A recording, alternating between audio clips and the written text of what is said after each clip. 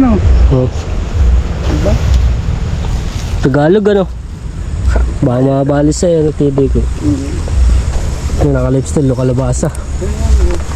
Daming bulaklak oh. Di bala Kari, malaki na. Yung isang ari.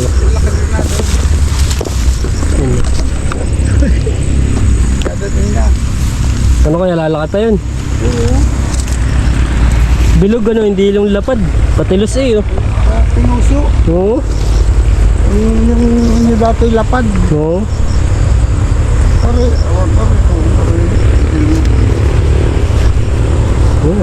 Daming bulaklak, may buko eh. Kanakain din ng ano yung bulaklak eh, parang nagugutay eh. Ano? Bawal yung ganyang sprayin. Ng pang ano, bawal sprayin. Hindi naman. Oo, na ano yung bulaklak, hindi natuloy.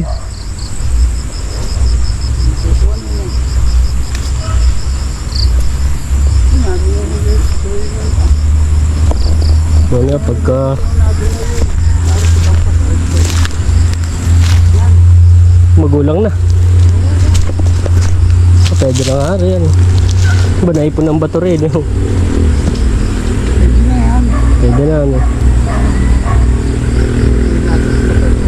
Okay na nga. Ha? Mamaya na. May tatamad eh. Mamayang hapon. Pagbalik, paghahakot. Bakit ba saan? Doon sa paglilipatan ko nung ano. Doon sa may gayabaan. Pagkabitan ko nung net. Ano ba doon?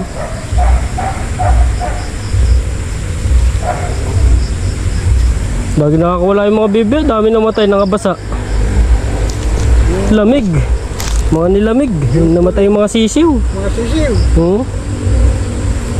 Ang dami naman butas sila. Lagi nasa labas eh. Hindi na siguro makapasok. Ay, Nakamatay doon sa labas. May nakakuha akong 2. madami nung kami sa labas ah. Dami na lusot. Hindi naman naya akong maigi.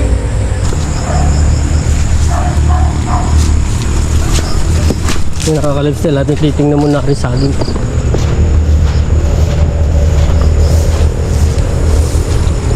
Oh, papayat na. Payat ng bunga.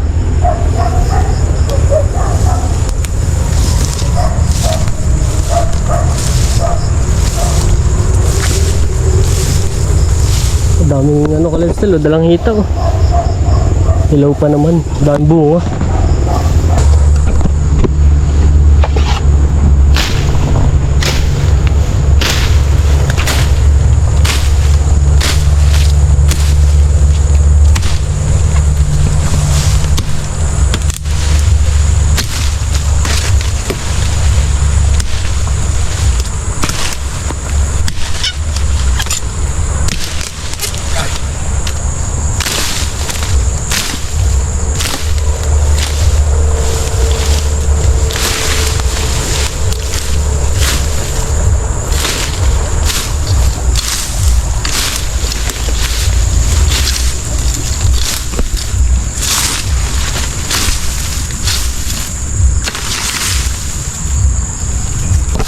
Wala na yung kape, namatay na. Nandito ang parte yun sa bato. Namatay na rin eh.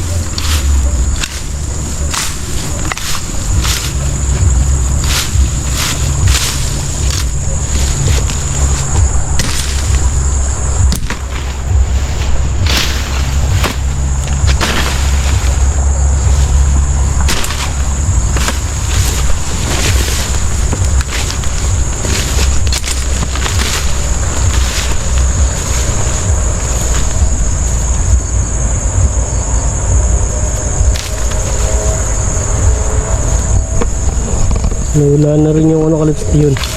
Buhay pa pala oh. Yung kalipstil, nari pa pala yung kalamansi oh. Iisa na. May bunga pa oh. Ano?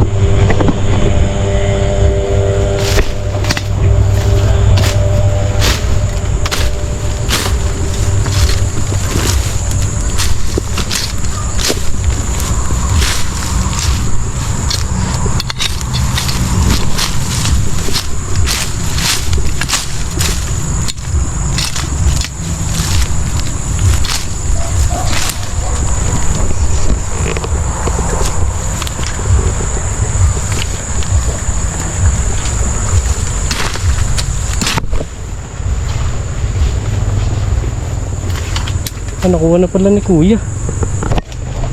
Ah, ay na, ito pa pala. Yung naka-lifestyle. Davao. Malaki ka lifestyle ang bunga na rin. Ayan, saging na Davao.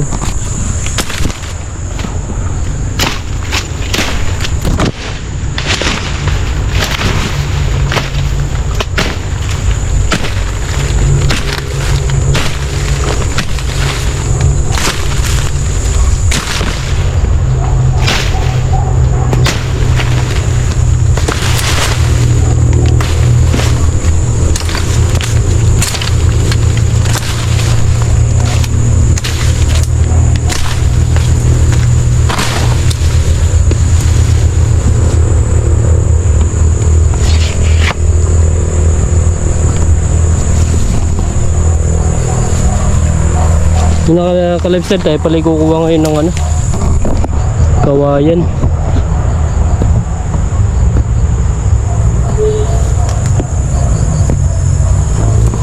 Tinignan lang natin to, binisita lang natin.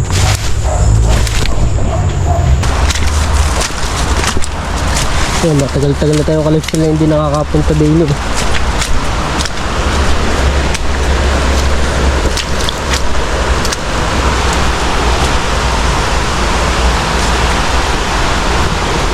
Bali, ang kukunin pala natin ka lifestyle ng kawayan na yung ano lang, yung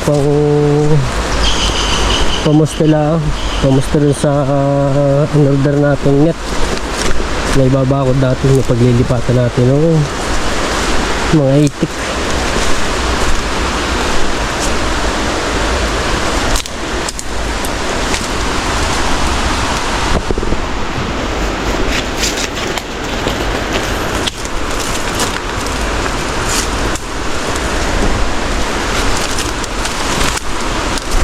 Ating hahawanan na rin pero mamaya pagdaan na rin.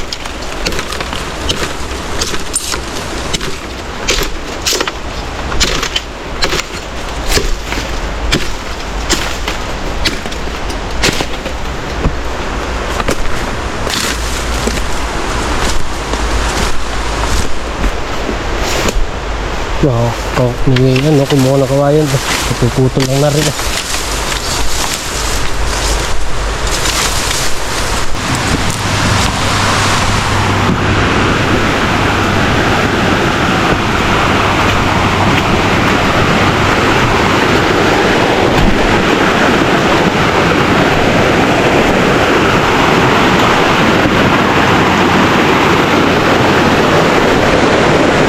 Yung bali ka lifestyle, ito pala yung dati naming paliguan eh. Ngayon naman eh wala na, madumi na.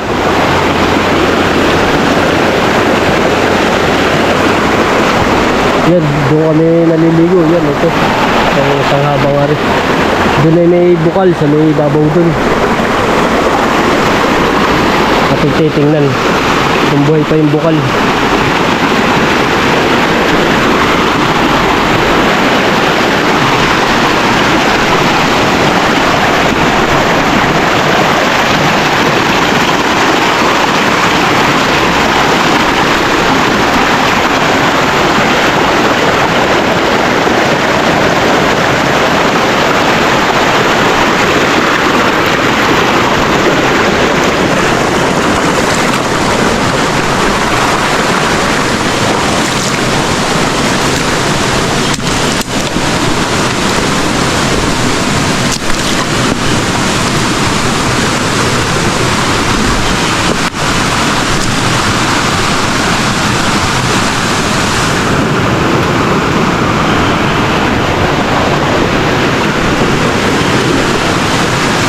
Yung bali ito ka-lifestyle, yung nililiguan namin nung kabataan pa namin, no, yan. Itong parte nga rin. Yan, dito kami dati nagluluto.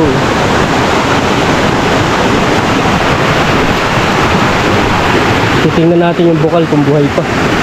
Ayun, doon sa may parteng ugat. Oh, buhay pa naman, no.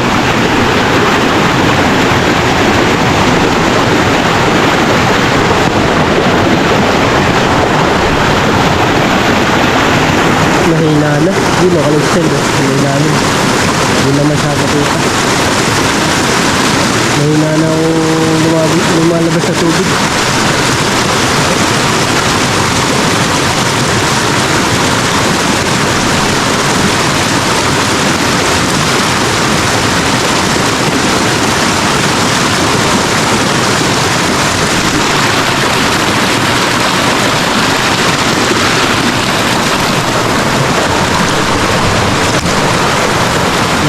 pati dito oh. Dito dati walang gumuguhong ano, yan oh. Lupa, mga bato, walang nalalaglag nung panahong naliligo pa kami rito, tabi ko.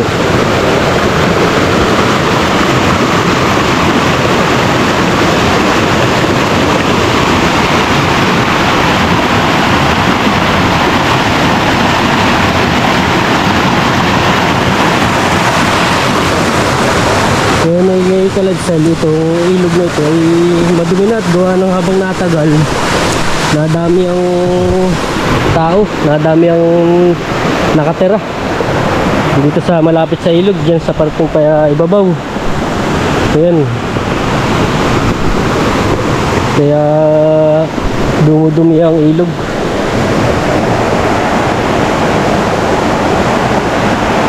Yun, dito tayo kaladsal titingin ng kawayan, yung maliliit lang, yung mga ganito lang oh.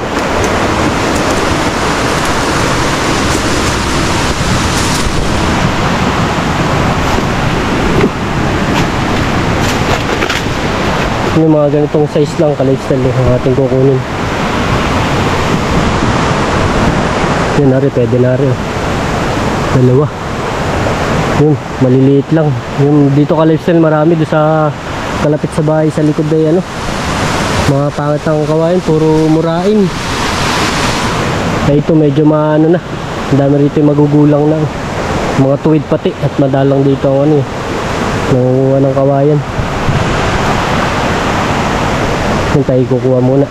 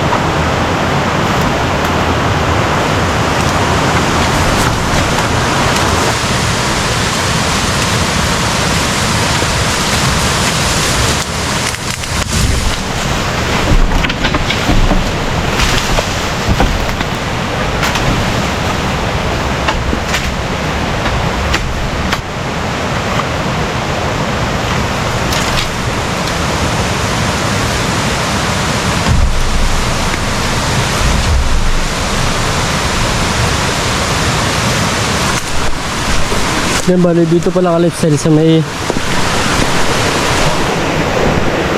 yan, may pailog dito. Tapos doon sa ibabaw may pailog pa rin, irrigation ng palayan dito sa dulo, dito sa kabila nitong burol. Dati kaladsal kami abot doon sa kabila, panguha ng ano nila kuya, starapol. Nakakahuli kami kaladsal ng ano nung may-ari na abutan kami nasa ibabaw. Pero hindi naman lang kami nakakita. Kami nasa taas ng starapol ay yung may-ari nasa baba. Hindi niya kami kitang ano, dala-dala namin yung aming mga tsinelas sa taas para hindi mapansin na may tao. Yun, may mga dala-dala pa kami ng mga bag. Talagang habang kami nasa taas ay tahimik. Baka marinig na may-ari ay na madami dito ano, yung starapulan dyan sa kabila dyan. Eh, ngayon ay hindi na masyado pinapansin ng mga yung mga ganong ano, prutas, yung mga strapol.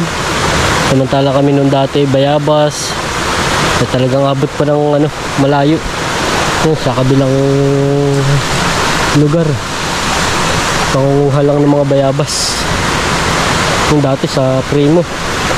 Doon marami dating ano, bayabasan. Mga kawain na rin, kawain, ka-lifestyle na rin isang rin. Parang talagang magulang rin, magandang klase kawain. Kaya dito ako kumuha ka-lifestyle, na dami pamimilian. Hindi tulad sa ano, ang dami pating Duterting langgam, sakit mga gat. Kaya yun nga lang, malayo, may hirapan tayo maghakot. Mamaya ay nagdala tayo ng panali, straw, para madaling anuhin, hakutin mamaya. Pag may pa lima-lima ay makatatlo tayong balik dito. Nakalipsa natin, puputulin na rin isang araw.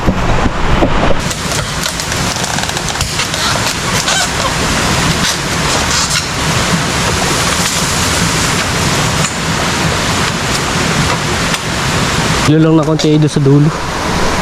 Kasya ang dalawa. Mga 7, 8 kaya pala ako 8 hanggang 9 feet. Dadalawin natin.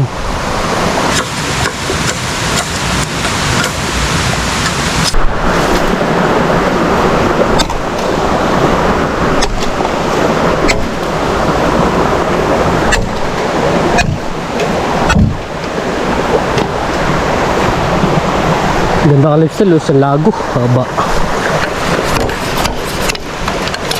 Dadalahin natin ito. Maganda tuwid do. Yung nakaka-lifestyle ating kasama na rin sa'yo. Matibay naman, maganda rin magan-gan. Patigasan, yung ganitong magulang na, yan, tuyo na.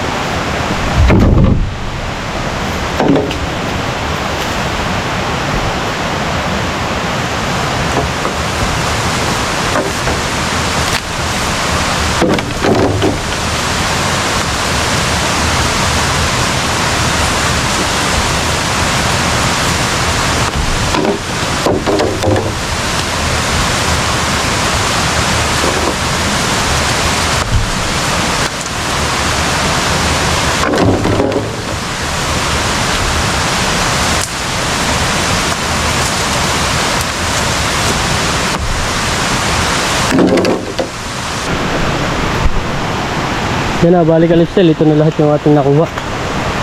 Yung bali itong malalaking ito yung gagawin natin pamuster rin sa kaming apat na rin. Yun, may isa pa rin, bali 5.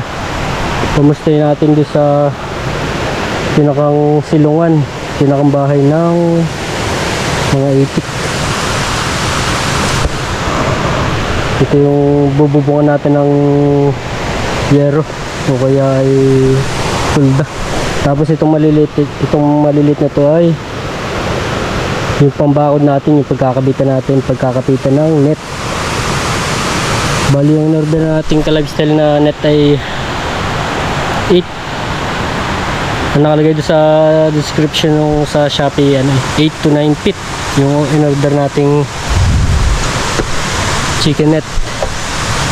Tapos ang kanyang butas ay 1.25 centimeter. Ang haba niya ay 100 meters. Ayan. Nabili natin ka-lifestyle ng 800 plus. Naganap tayo ng medyo mura-mura eh. Ay, yung nabili kong nakaraan ay sablay ang dumating na sukat. Yung pala ay mababa lang. Kailangan ibabatakin nga para 8 feet atay. 7 to 8 feet. Kailangan ibabatakin para mataas eh. Nabababaan ako. Eh, ang ginawa na lang natin ay dinobli natin para tumaas. Sana yung dumating na chicken net ngayon ka-lifestyle ay magandang klase. Yung bali ito ka-lifestyle ay nasa 10 ata ito.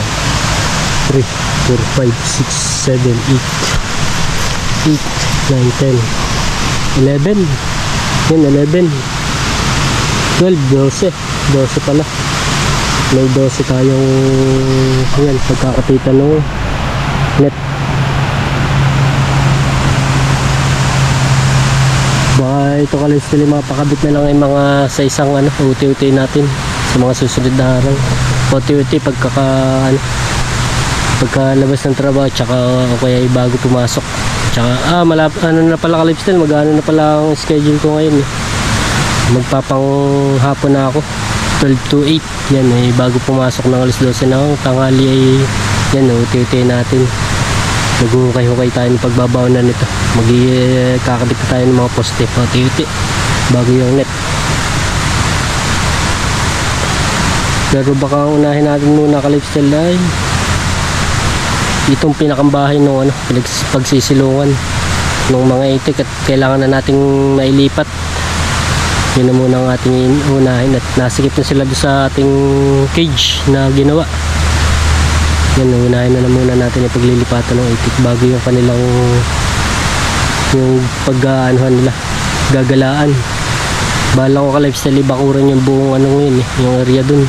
Ililipat ko na lang yung mga tanim. Yan na ka-lifestyle, hanggang dito na lang tayo.